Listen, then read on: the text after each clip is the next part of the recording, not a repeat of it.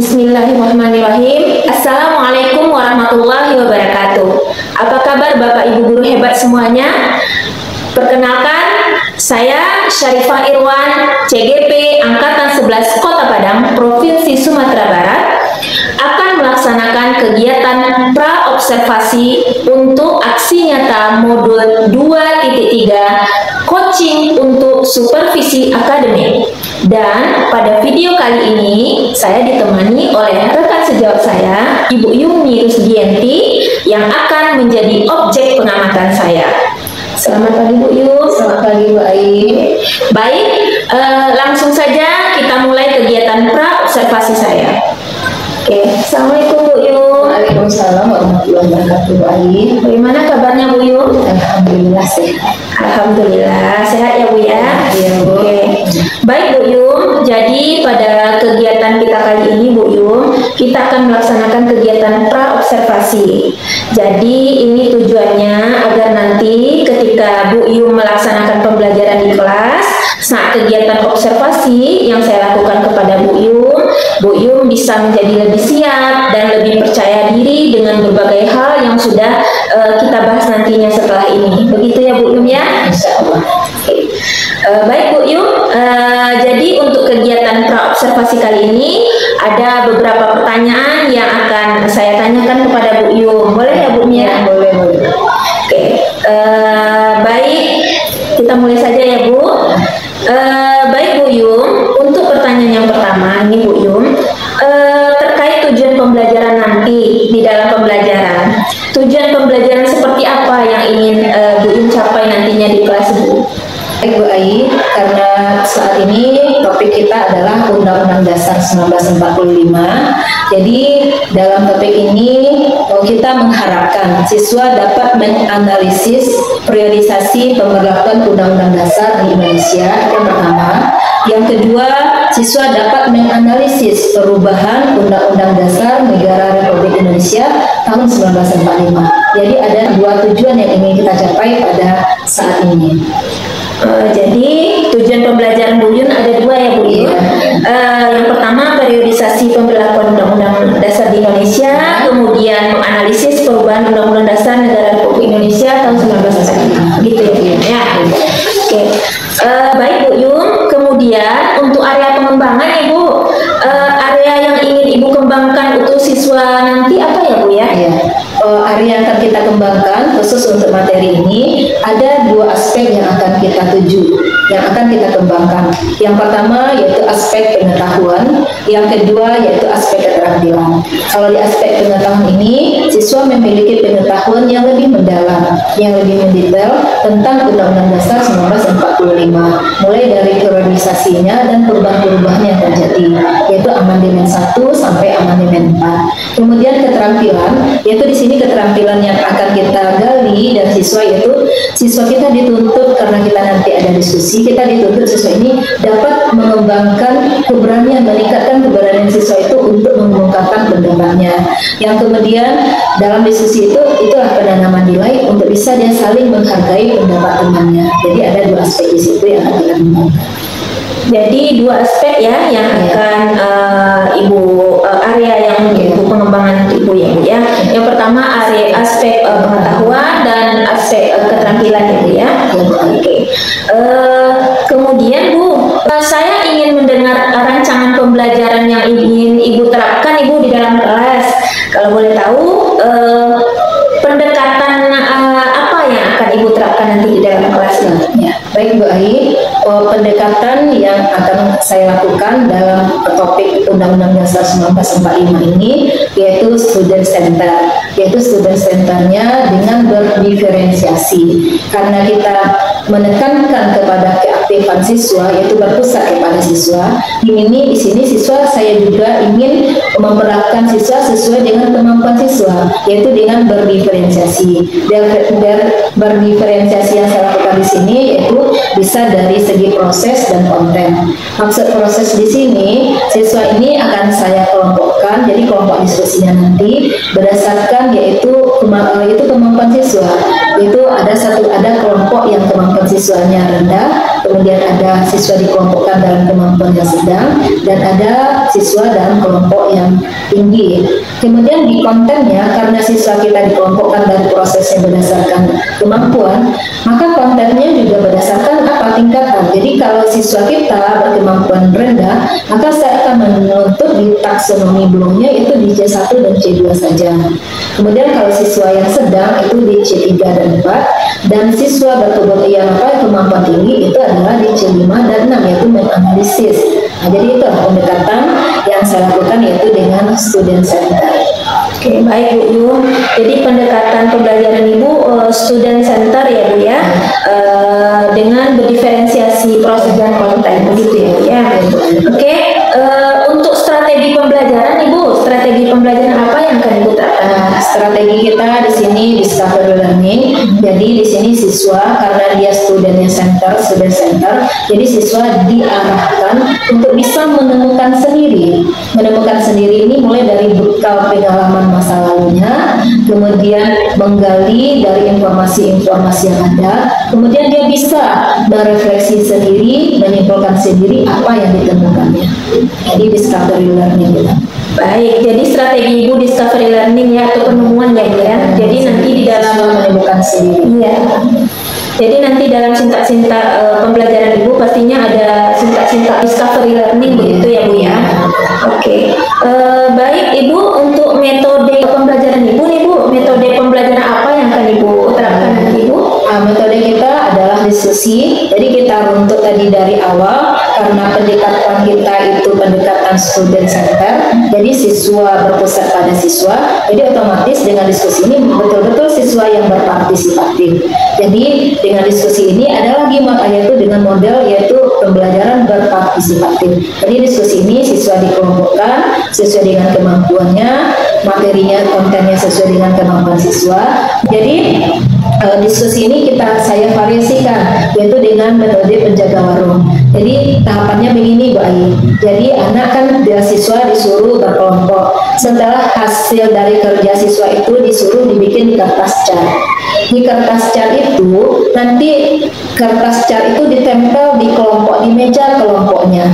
Nanti di meja kelompok, jadi masing-masing kelompok menempel hasil kerjanya di meja kelompok. Kemudian tahap berikutnya, kalau siswa itu dalam satu kelompok itu ada 7 orang, maka ada 2 orang yang berada di kelompok tersebut untuk menjaga, untuk memaparkan materi sekira ada nanti kunjungan. Yang 5 orang lagi berkunjung ke kelompok lain. Begitu juga dengan kelompok berikutnya. Jadi yang menjaga kelompok hanya 2 orang, kemudian 5 orang berkunjung ke kelompok masing-masing untuk bertanya kepada kelompok yang dikunjungi.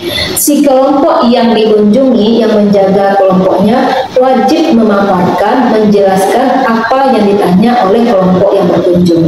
Setelah dia berkunjung ke kelompok lain, maka kelompok yang berkunjung itu langsung memberikan kesimpulan bahasanya kelompok yang dikunjungi itu bisa sesuai dengan kemampuannya. Kalau dia berkemampuan bisa kemampuannya bagus, maka kelompok yang berkunjung berhak untuk menempelkan stick note yang ada dengan bintang. Jadi kita ada arah bintang, ada bintang 1 sampai bintang 5. Jadi kalau misalnya si pengunjung kelompok itu menganggap kelompok yang dikunjungi itu dengan kualitas yang bagus, maka dia berhak memberikan bintang 5.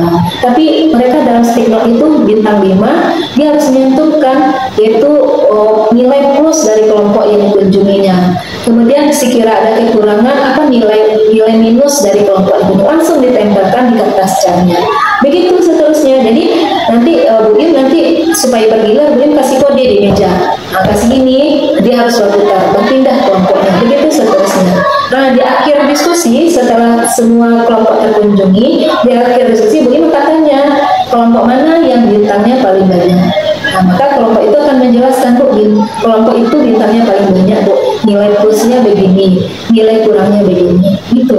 Jadi itu yang agak sedikit divariasikan. Jadi disitulah nampak sekali partisipasi dan student center dari metode yang kita gunakan. Jadi di sini guru hanya memfasilitasi saja. Begitu sedikit ringkasannya Bu. Oke, Masya Allah, luar biasa sekali ya Bu Yum ya. Jadi metodenya adalah diskusi yang berpusat pada siswa. Kemudian diskusinya bernama penjaga warung ya Bu ya. Iya. Jadi metode penjaga warung, dan ada 7 orang siswa, yang 2 orang siswanya untuk menjaga warung dan 5 orang untuk menilai pergi kunjungan ke kelompok lain. Penjelasan ke kelompok lain. Ya, luar biasa sekali Bu Yum. Kemudian Bu Yum, untuk tekniknya Bu Yum, teknik pembelajaran seperti apa yang akan Ibu terapkan nantinya di kelas ini? Iya. Oh, kebetulan kalau kita kan mau observasinya di 11 animasi.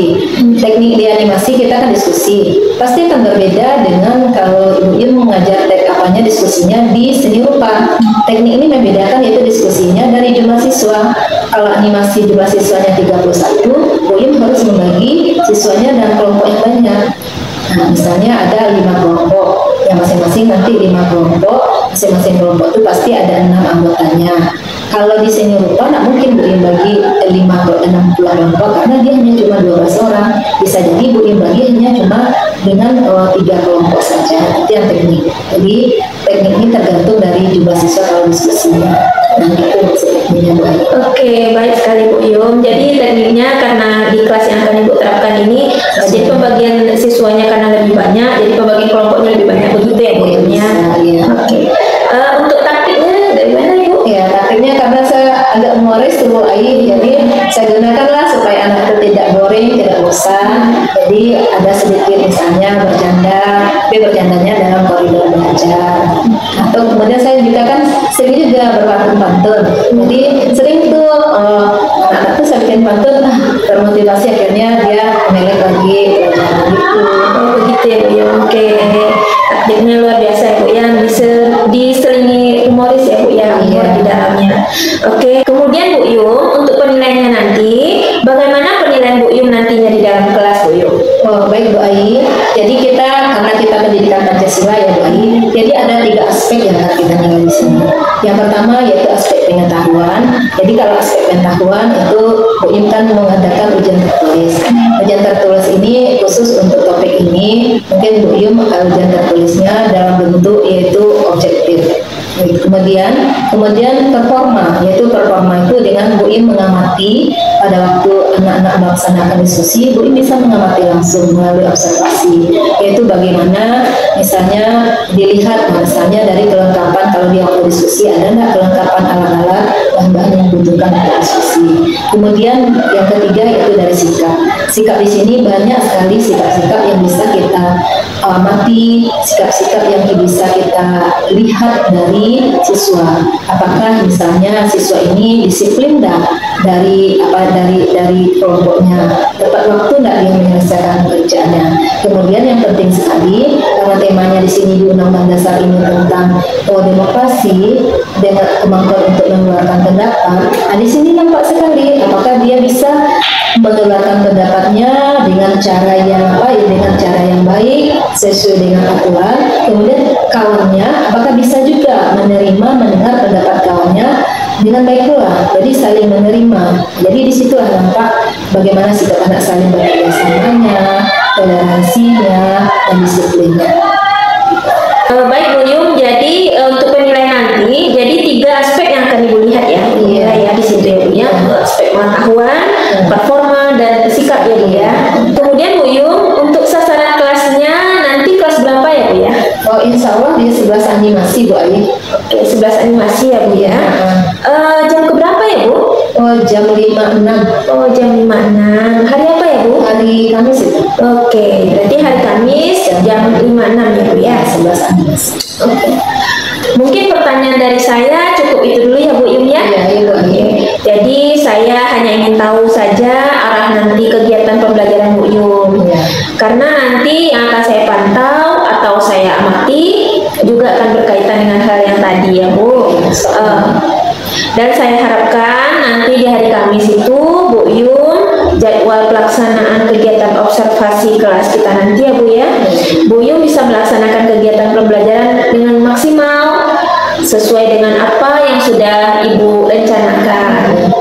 Mulai dari tujuan pembelajaran, pendekatan, strategi, metode, teknik dan taktik yang sudah Ibu rencanakan tadi ya Bu ya. Saya berharap semuanya dapat teramati, bisa tercatat ada, begitu ya Bu ya? Iya, insya Allah mulai bisa. Jadi agar pembelajaran juga bisa termaksimalkan untuk siswa juga, begitu Bu. Jadi nanti harapannya di hari Kamis kita bisa berjumpa lagi ya Bu. Iya, insya Allah. Ya, dalam kegiatan observasi. Dan setelah observasi nanti kita juga bisa melaksanakan untuk kegiatan paskanya lagi ya Bu ya, pasca observasi.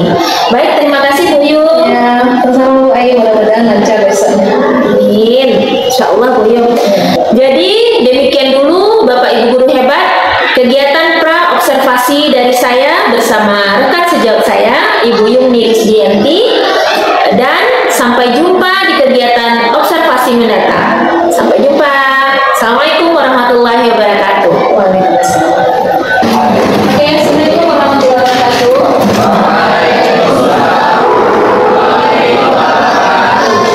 Ada sehat semuanya? Siapa yang belajar hari ini? Sebentar ya, kita tinggal sebentar ya. Berapa sekarang? Siapa yang belajar nak? Berapa kali sekali ya?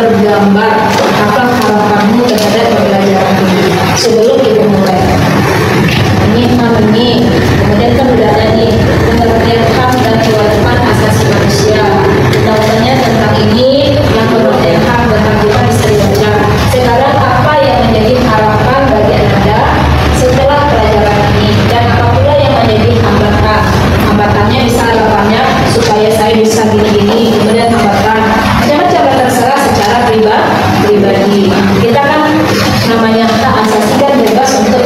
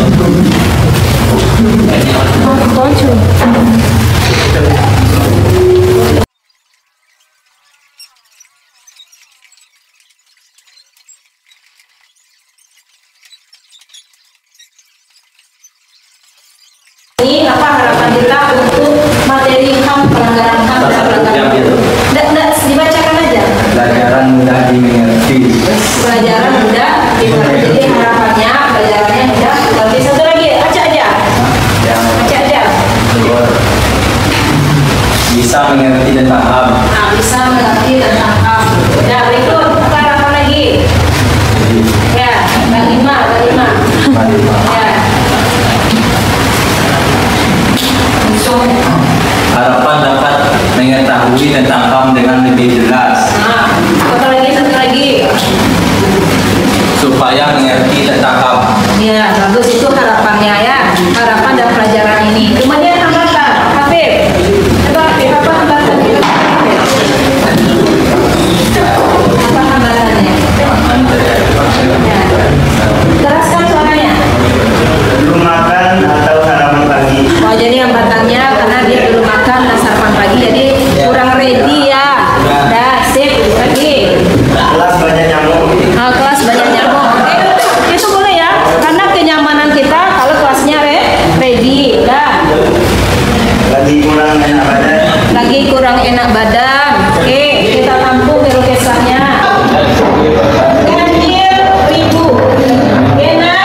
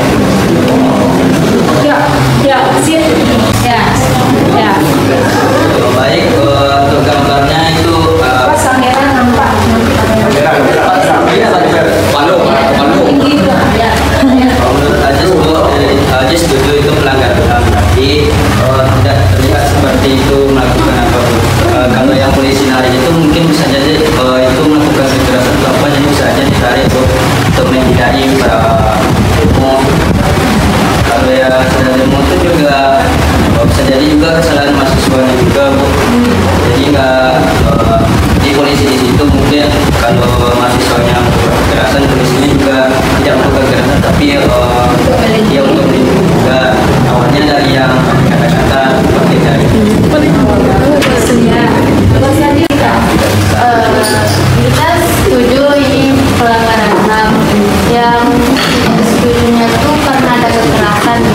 Yang demo ini pasti melakukan demo ini dilakukan pasti karena ada alasan tertentu untuk menuntut keadilan. Nah, yang enggak setujunya karena ada kekerasan. Oke, ada yang plus? Jadi ya, Saya berpendapat itu merupakan tidak pelanggaran HAM karena pada mahasiswa yang ingin melakukan demonstrasi itu memiliki alasan tertentu untuk membela hak dan keadilannya, ingin menuntut hak dan keadilannya. Jadi oleh anggota kepolisian ini tidak boleh berbuat kekerasan terhadap pelaku dari demonstrasi. Oke, analisa sesuai dengan nilai-nilai yang ada pada diri kita sendiri. Jadi tidak ada yang salah dan tidak ada yang tidak benar, semuanya benar. Oke. Nah, sekarang kita kan ada kemarin belajar tentang apa kemarin yang sudah kamu bikin itu, yang telah kita bikin kemarin tentang nilai-nilai apa namanya yang ada di chart kan, tentang demokrasi itu kan. Nah, tentang demokrasi itu kan ya kita sudah berdiskusi, kemudian kita bentuk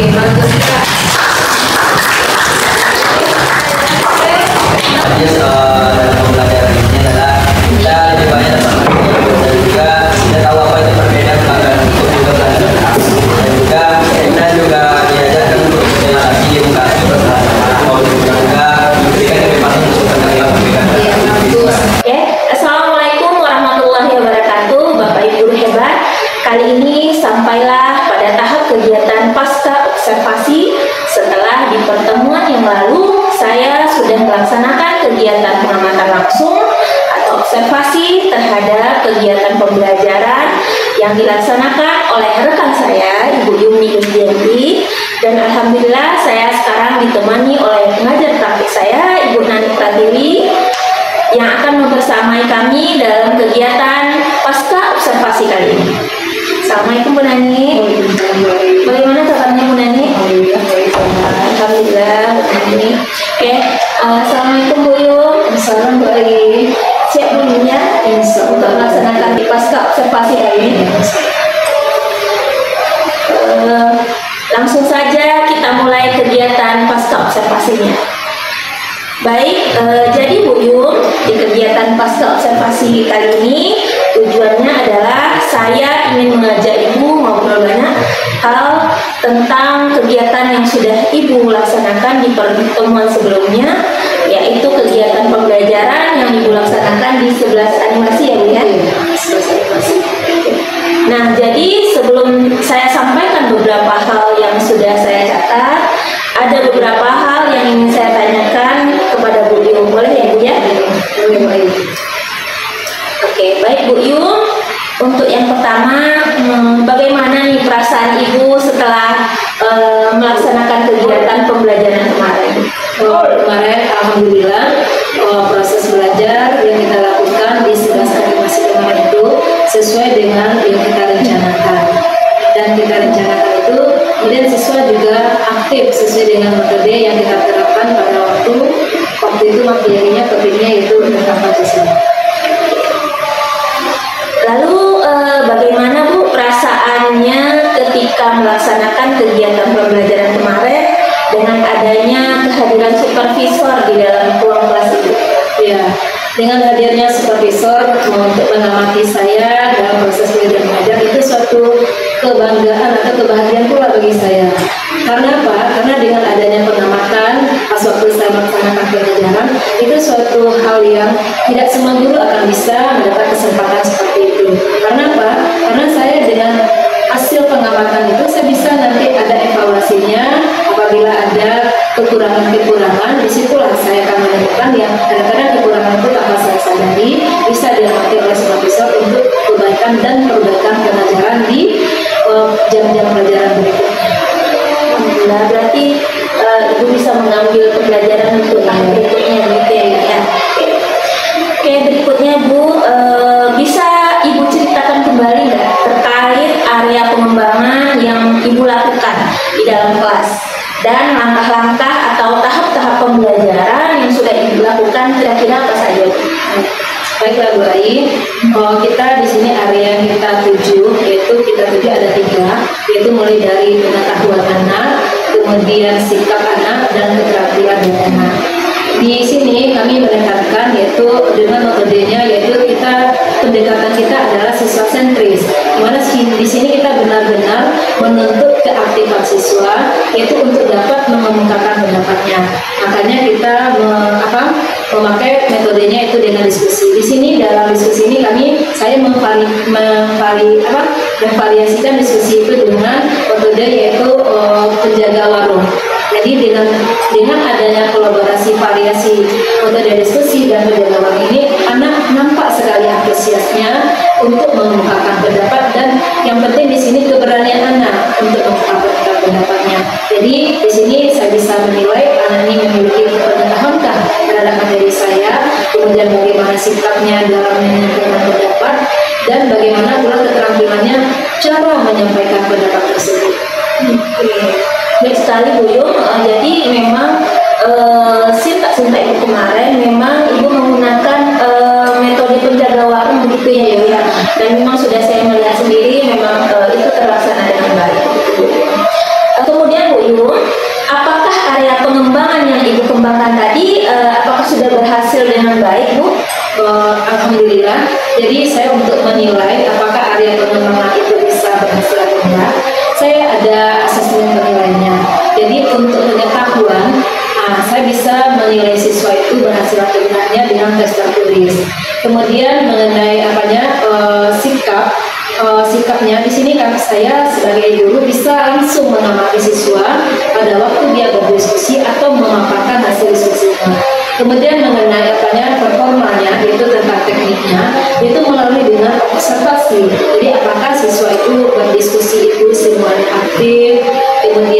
dia berani menyampaikan pendapatnya, kemudian apakah dia bisa menghargai pendapat temannya. Di situ jadi saya ada skala penilaiannya, yaitu jadi ketiga-tiga yang saya ingin kembangkan itu bisa terpantau dengan baik. Alhamdulillah Bu, ya memang benar ya Bu ya. Di catatan saya juga sudah sesuai dengan yang Ibu sampaikan di pra-observasi begitu ya Bu.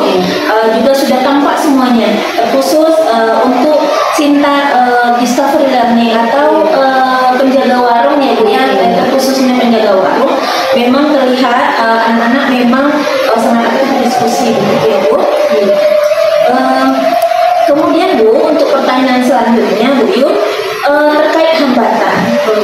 Nah, dari proses pembelajaran yang Ibu laksanakan kemarin, apa ada hambatan yang terjadi? Baik. Kalau untuk hambatan itu ada dua, bisa saya nilai dua. Yang pertama dari sarana.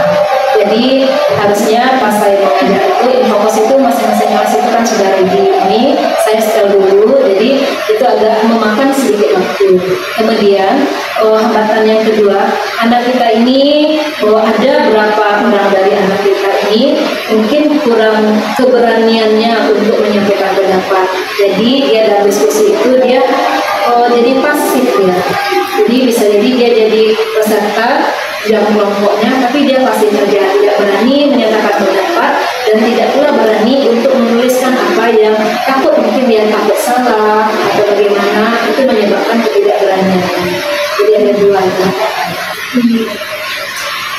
Oke, jadi ada beberapa hambatan menurut Bu Yun, sarana, kemudian ada beberapa anak yang pasif begitu ya Bu ya. Jadi menurut Bu Yun ini apa yang bisa Ibu lakukan untuk mengantisipasi masalah hambatan-hambatan ini Bu dalam kegiatan pembelajaran itu? Untuk sarana saya sudah bilang sama langkah sarana, kita ini bukan masalah saya saja di kelas masing-masing, ini mungkin hampir di semua kita yang masuk kelas. Penyediaan proyektor ini harusnya setiap kelas itu sudah ready. Jadi setiap guru membutuhkan itu tidak memakan waktu. Itu yang mudah kami sampaikan untuk kelas kami. Insya Allah mungkin sudah ada tanggapannya. Jadi kita bisa menyampaikan pembelajaran itu dengan efektif dan efisien. Dan kemudian masalah anak yang kurang fasih, ini mungkin pola pengajaran kita yang dulu. Jadi apabila anak menyampaikan pendapat, kita langsung skip aja anak itu bahasa pendapatnya salah tanpa menghargai dulu keberanian dari siswa. Jadi di sini saya melakukan pendekatan kepada siswa, memberikan motivasi. Biasanya setiap pendapat yang disampaikan itu tidak kita menilai dari benar atau salah. Yang penting adalah keberanian dulu mengatakan apa yang ingin disampaikan. Jadi pendekatan secara pribadi di sini. Oke, luar biasa sekali ya Bu Yun. Jadi Bu Yun untuk mengatasi kendala tersebut, Ibu Yun berusaha berkoordinasi dengan wakil sarana prasarana begitu ya dia. Kemudian Ibu juga berusaha memotivasi peserta didik agar mereka bisa lebih aktif lagi dalam kegiatan pembelajaran begitu ya Bu. Oke, baik, berarti itu rencana Ibu ke depan ya Bu ya. Rencana kegiatan pembelajaran Ibu ke depan. Oke, kira-kira kapan Ibu akan melaksanakan perubahan atau perbaikan yang akan Ibu sampaikan tadi? Baik, kalau masalah sarana itu setelah kita kemarin itu kan nampak kendalanya. Jadi kita segera udah bilang sama wakil prasarana untuk melengkapinya. Jadi dengan adanya sarana lengkap, jadi insya Allah itu minggu besok kita sudah bisa melaksanakan pembelajaran sesuai dengan yang kita rencanakan. Kemudian untuk siswa itu kemarin pas kita selesai pembelajaran kan saya evaluasi dan saya lakukan pendekatan langsung. Jadi kita tidak tunggu dulu atau besoknya, langsung kita memberikan pendekatan dan penilaian kepada siswa itu secara langsung. Rasanya dia harus tidak lagi, harus lebih berani lagi. Insya Allah mungkin untuk pertemuan berikutnya kita akan lihat hasilnya. Wah, alhamdulillah, berarti Bu Yun memang ingin secepatnya melaksanakan perbaikan ini ya. Luar biasa sekali Bu Yun, hambatan yang Ibu sampaikan tadi sangat detail dan sesuai dengan apa yang saya catat. Kemudian solusinya juga luar biasa Ibu menyampaikannya. Saya harapkan solusi yang sudah Ibu sampaikan tadi, termasuk rencana perbaikan ke depannya bisa terlaksana dengan baik, dan kegiatan pembelajaran Ibu dapat mengembangkan dan memaksimalkan setiap potensi yang ada pada diri siswa, begitu ya Bu ya. Baik Bu Yu, mungkin pertanyaan dari saya cukup itu dulu Bu. Demikian dulu pertanyaan yang ingin saya tanyakan pada kesempatan kali ini. Saya mengucapkan terima kasih banyak kepada Bu Yu atas rangkaian kegiatan yang sudah kita lakukan, mulai dari pra-observasi, kemudian observasi, dan sekarang juga pelaksanaan pasca observasi. Terima kasih sudah membersamai saya untuk melaksanakan kegiatan supervisi ini. Baiklah, Bapak Ibu guru hebat, demikian dulu kegiatan pasca observasi saya untuk kegiatan aksi nyata modul 2.3 coaching untuk supervisi akademik. Saya juga berterima kasih kepada Ibu Nani selaku pengajar praktik saya yang sudah membersamai saya dalam kegiatan aksi nyata pada kesempatan kali ini. Semoga video ini dapat menginspirasi teman-teman semuanya. Sekian dari saya, terima kasih dulu, sampai jumpa, dan wassalamualaikum warahmatullahi wabarakatuh. Waalaikumsalam.